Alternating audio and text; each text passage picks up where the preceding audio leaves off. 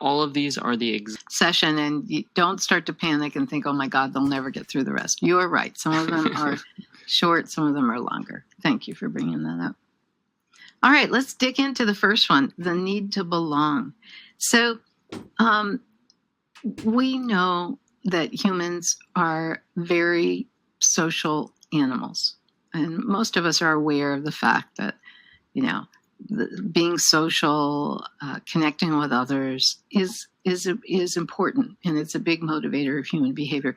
But I want to share with you some of the science behind this so you understand just how really powerful it is. So and one of the things you'll now find out about Guthrie and I is that we are both research and science nerds. We love to dig into the research. Guthrie wrote a book called I Love You, Now Read This Book, that is a deep dive into, Guthrie, you read 100 or more research more studies to write that? I just went through study after study. Yeah, so we like to read research and then and figure out how it applies. So I want to share this research with you. So several years ago, there were some researchers that noticed that there were certain situations in orphanages around the world where babies and toddlers were in the orphanage and they were receiving plenty of food, and they, it's not like it was too cold or too hot. Everything, there wasn't a bad situation in the orphanage. But one thing that the babies and toddlers were not getting was they weren't getting social interaction. So they were physically okay, but they weren't getting that human connection. And what they found was that at the orphanages, a third of the babies and toddlers would actually die. And of the 2/3 who didn't die, another third of those would be physically or mentally slowed down. And so the question was, why, right? Why is this happening? And what they discovered through the research was that there was this lack of social interaction, and this was actually causing illness and death in some cases, in a lot of cases. Now, since then, there's been more research on this. How could that possibly be? How could a lack of social connection actually cause someone to die? And there's been more research on how this works. And in fact, some of the latest research is not about babies and toddlers in orphanages, but just about, regular adults. And here's some research that shows that the more high quality social connections that you have with people, the less likely, there's an inverse relationship, the less likely you are to have chronic disease. This is disease like heart disease and diabetes and so on.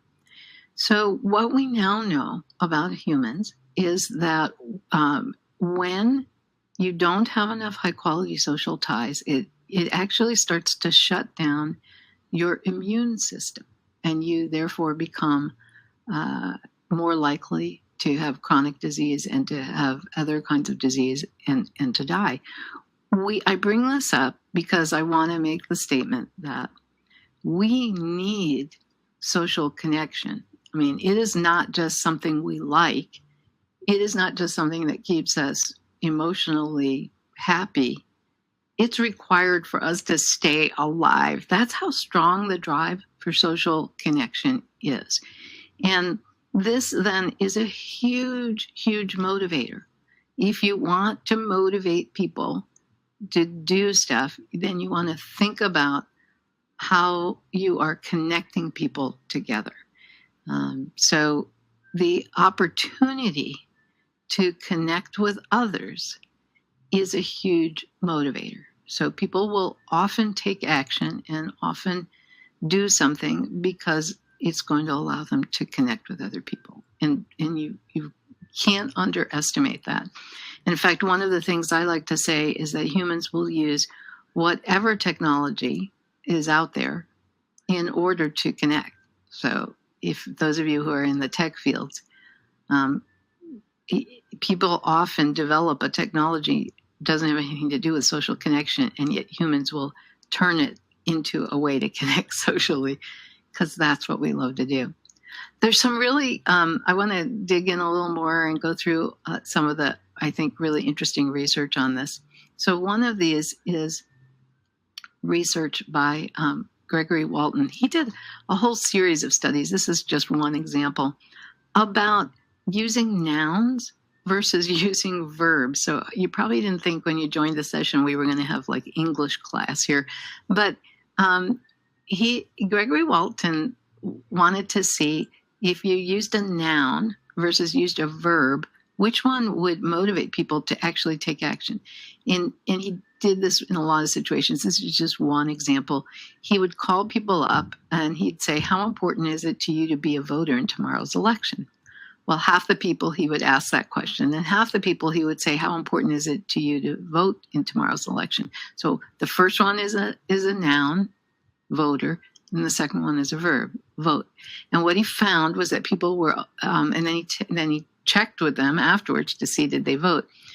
People were 11% more likely to vote if it was phrased as be a voter.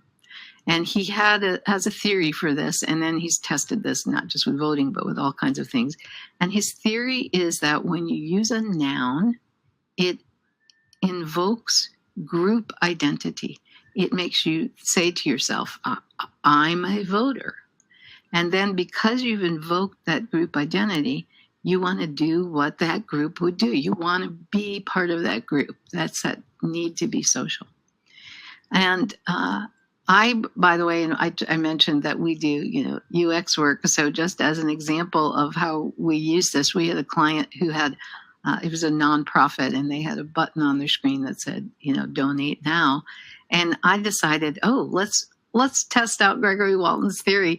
So I actually suggested that they change it to be a donor.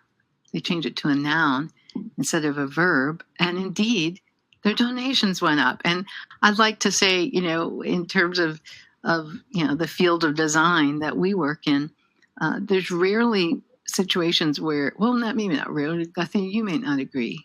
I think some of the behavioral economic stuff you do, there are situations where this one change. I think it's even more rare in behavioral economics because it's also variable dependent, because you have multiple motivators kind of happening at the same time, and it just has to be sort of that Goldilocks, like you're not hungry but you're not full. It's just you have to be like right in the middle for things to work.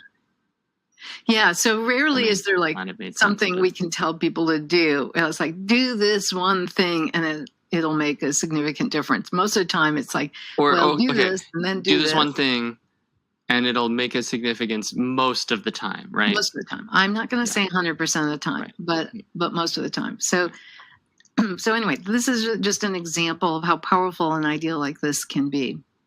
So that's part of the need to belong. If you can invoke a group identity, then that may motivate people to take action.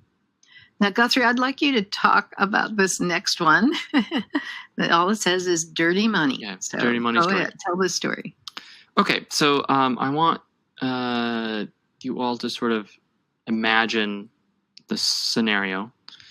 And you're walking down the street, and to the left of you, and you're walking down the street on a sidewalk or something, and to the left of you is someone you really admire in your profession, a peer, a colleague, a mentor, someone whose opinion you respect, someone who you really want to impress.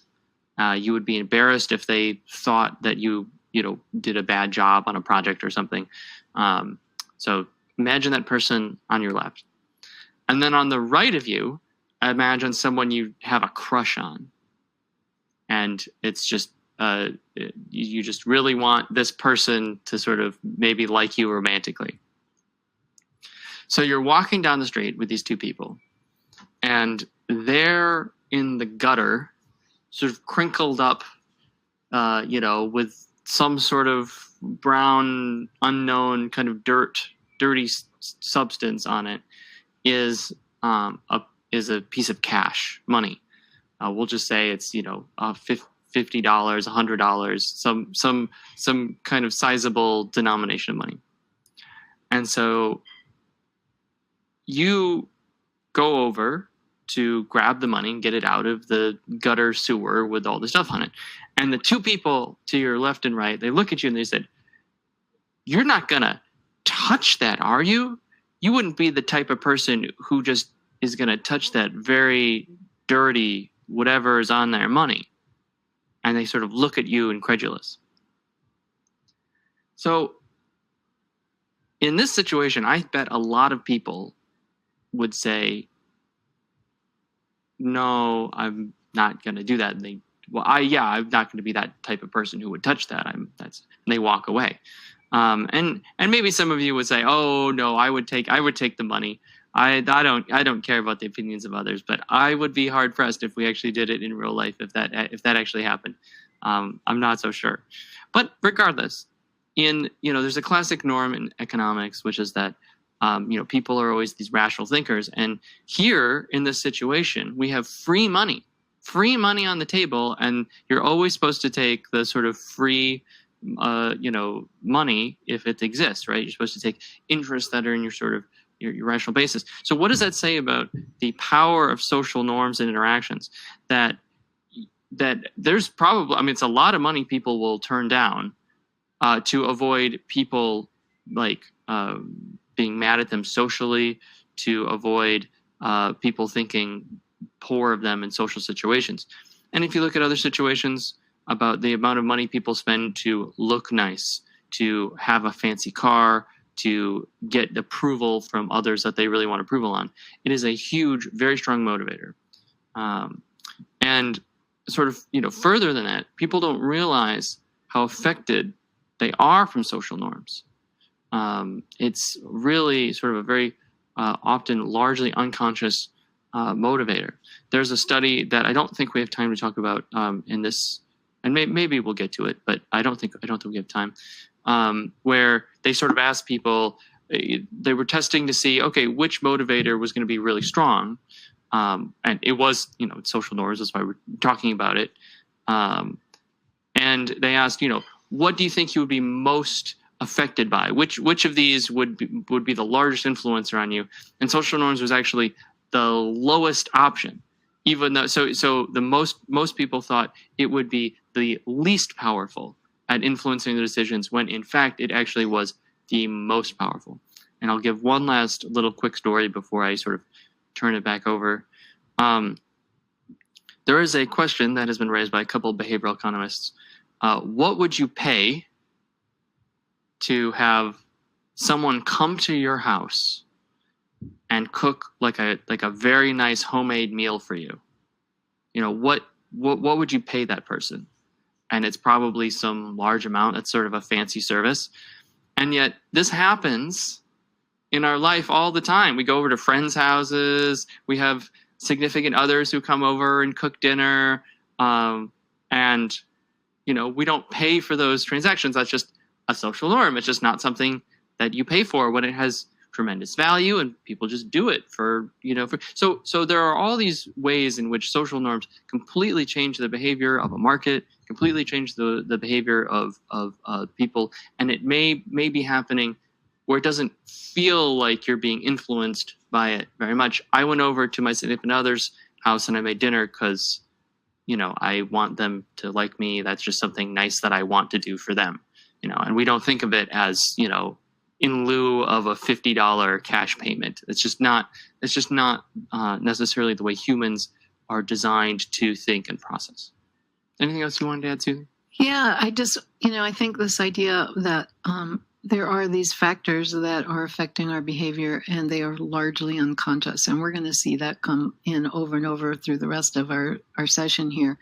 And that's something that's really important to keep in mind, because 95% of all mental processing is happening unconsciously. You aren't aware of it.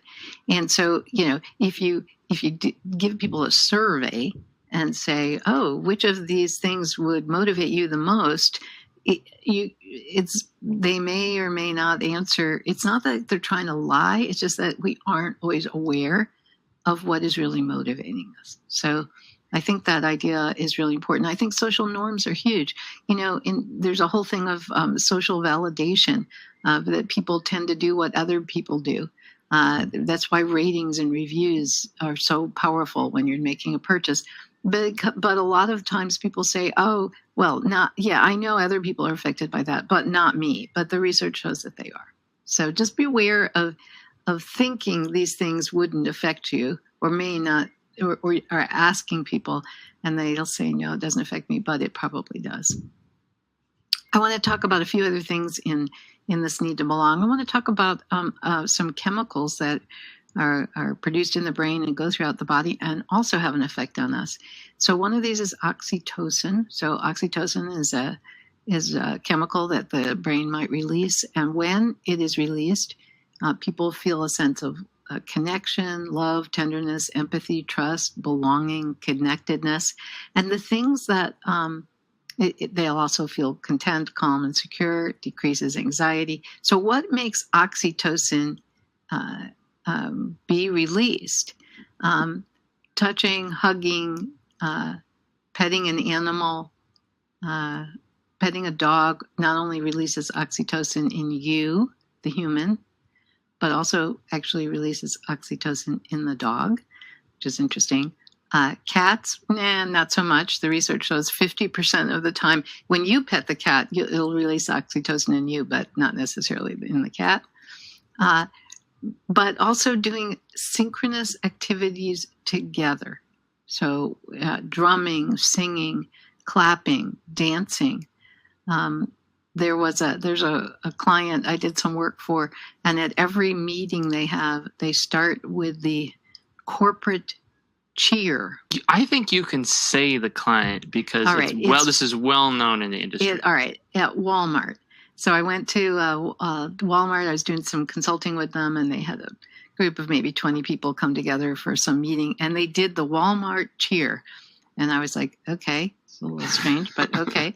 And then later when I thought about it, it was like, well, wait a minute. They're probably releasing oxytocin because it's very rhythmic, and they're doing it all together. They have to say the same thing and clap together. It's going to release oxytocin. And if they release oxytocin, then that's going to cement and bond the group. So again, just trying to point out how very unconscious and how powerful some of these social situations are. I want to spend a few minutes here. This is our last topic in this section about group activities and being part of a team.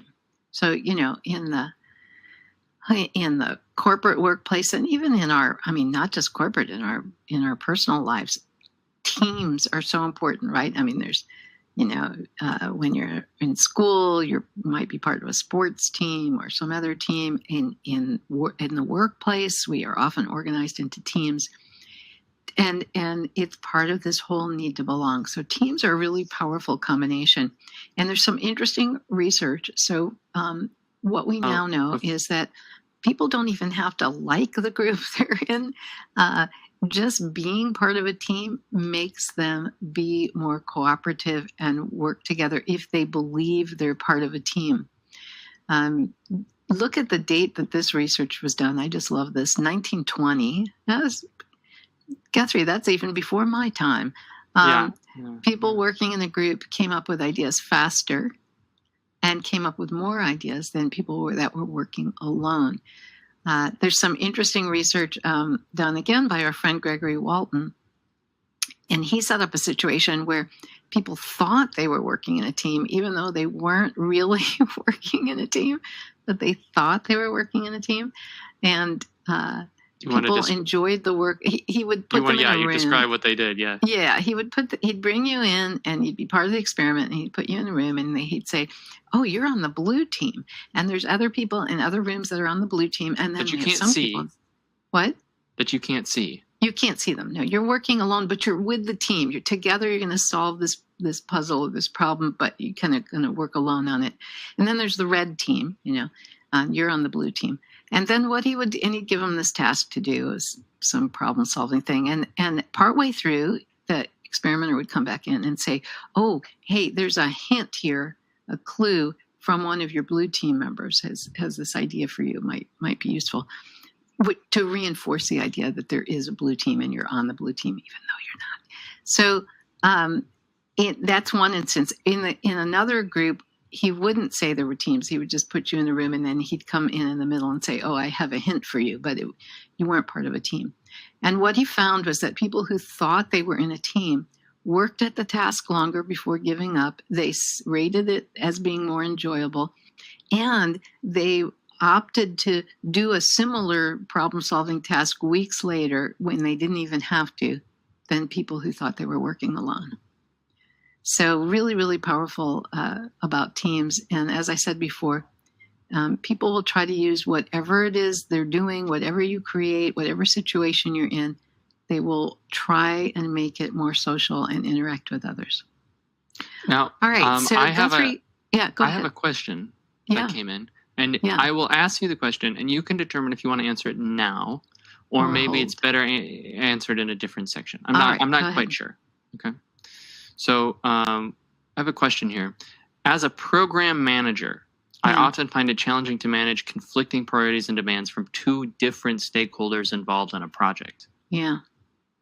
What strategies and techniques would you recommend to effectively navigate such situations to ensure successful completion of the project? Okay, so this is terrible. It's the first question, and I'm going to say, let's hold on that. Yeah, no, Can we I hold figured on you that? would. I figured you would. Yes. You promise to bring it back, though, before we're done? Sure. Because I think, there's some other concepts that in the session that I want to cover before I answer that.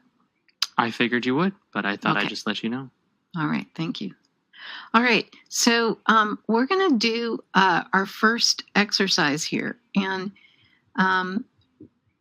we have these 7 different drivers of motivation, and I want you to apply each of the drivers to a particular case study.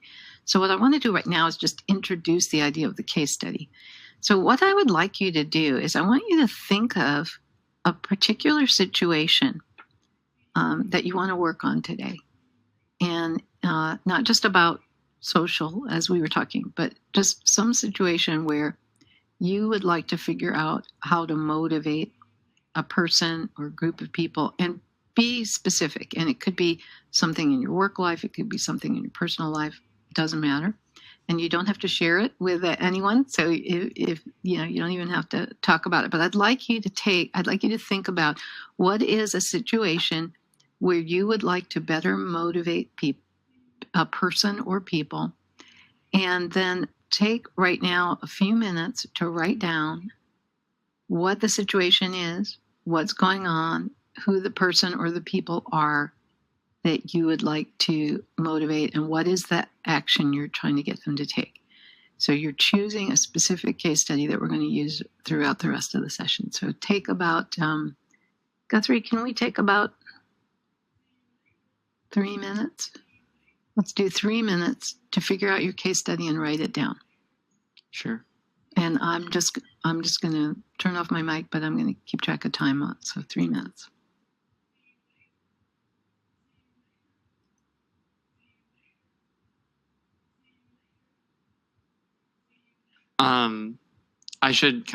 Can I just kind of talk while it's happening, or should we have silence? Let's have silence and let them work. Okay. There is yes. I just wanted. There is another question that came through about multitasking. All right, I'll go look at it.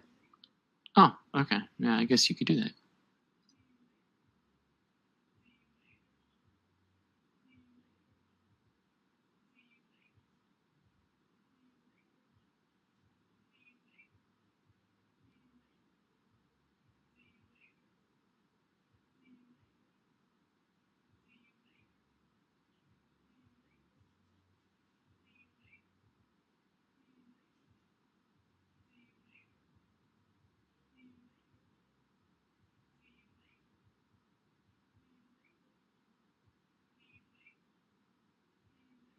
We have a request to repeat the exercise. So what I'd like you to do right now is just think about a case study situation that you're going to use for the rest of the session to apply everything we talk about.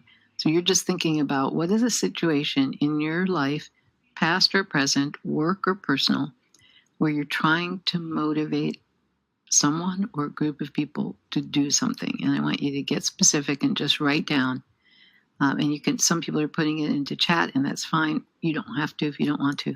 Just write down, here's the case study I'm going to work on for the rest of our session. I'm trying to motivate this person or this group of people and describe who that is. And I want them to do this thing and describe what that is. We actually have a really good question in regards to social interaction and the need to belong,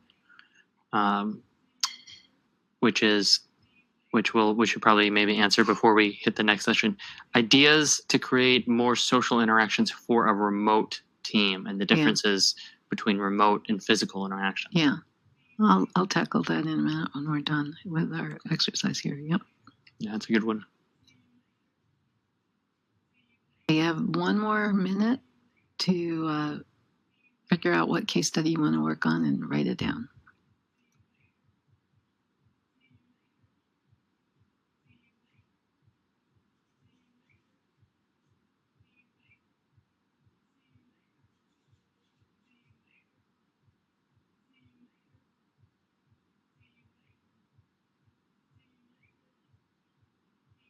We have another question asking if they can use a fictional motivation. I want to create, a rocket, or does it have to be something sort of in your life? I'd rather it be something real in your life, but if you can't think of anything, then I guess fiction is okay. But